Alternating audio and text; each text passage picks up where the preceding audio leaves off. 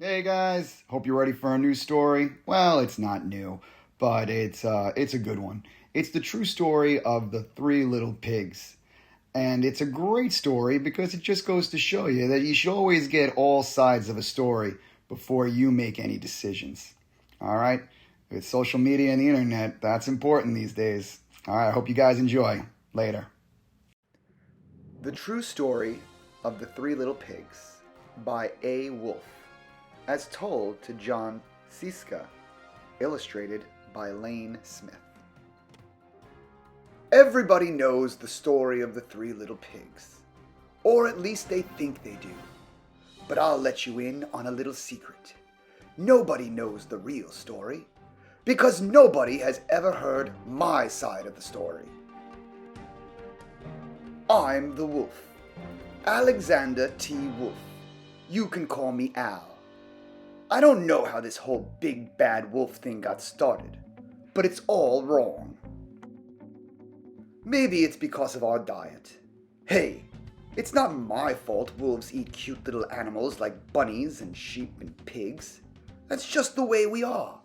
If cheeseburgers were cute, folks would probably think you were big and bad too. But like I was saying, the whole big bad wolf thing is all wrong. The real story is about a sneeze and a cup of sugar. This is the real story. Way back in Once Upon a Time, I was making a birthday cake for my dear old granny. I had a terrible sneezing cold. I ran out of sugar. So I walked down the street to ask my neighbor for a cup of sugar. Now, this neighbor was a pig, and he wasn't too bright either. He had built his whole house out of straw. Can you believe it? I mean, who in his right mind would build a house of straw? So of course, the minute I knocked on the door, it fell right in. I didn't want to just walk into someone else's house. So I called, little pig, are you in? No answer. I was just about to go home without the cup of sugar for my dear old granny's birthday cake. That's when my nose started to itch. I felt a sneeze coming on.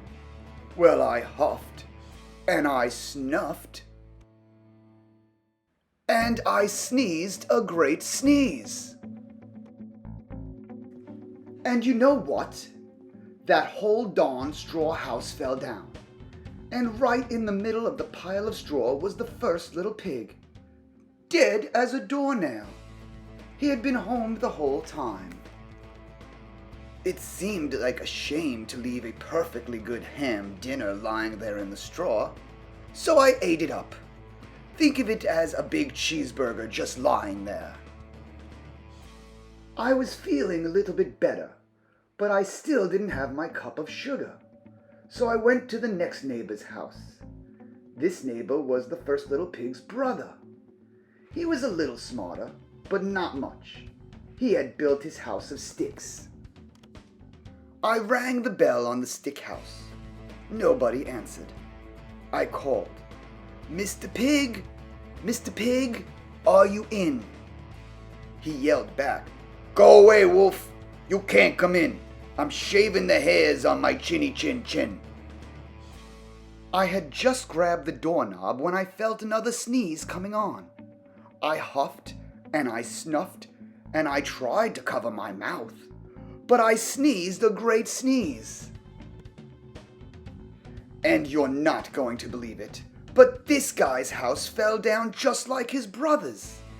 When the dust cleared, there was the second little pig, dead as a doornail. Wolf's honor.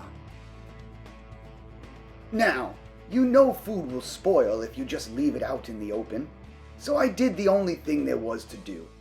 I had dinner again. Think of it as a second helping. I was getting awfully full, but my cold was feeling a little better, and I still didn't have that cup of sugar for my dear old granny's birthday cake. So I went to the next house. This guy was the first and second little pig's brother. He must have been the brains of the family. He had built his house of bricks. I knocked on the brick house. No answer. I called, "Mr. Pig, Mr. Pig, are you in?" And do you know what that rude little porker answered? "Get out of here, wolf. Don't bother me again." Talk about impolite. He probably had a whole sack full of sugar, and he wouldn't give me even one little cup for my dear, sweet old granny's birthday cake. What a pig! I was just about to go home and maybe make a nice birthday card instead of a cake when I felt my cold coming on. I huffed, and I snuffed, and I sneezed once again. Then the third little pig yelled, "And your old granny can sit on a pin." Now, I'm usually a pretty calm fellow, but when somebody talks about my granny like that, I go a little crazy. When the cops drove up, of course I was trying to break down this pig's door, and the whole time I was huffing and puffing and sneezing and making a real scene. The rest, as they say, is history. The news reporters found out about the 2 pigs I had for dinner. They figured a sick guy going to borrow a cup of sugar didn't sound very exciting. So they jazzed up the story with all that huff and puff and blow your house down, and they made me the big bad wolf. That's it, the real story. I was framed. But maybe you could loan me a cup of sugar.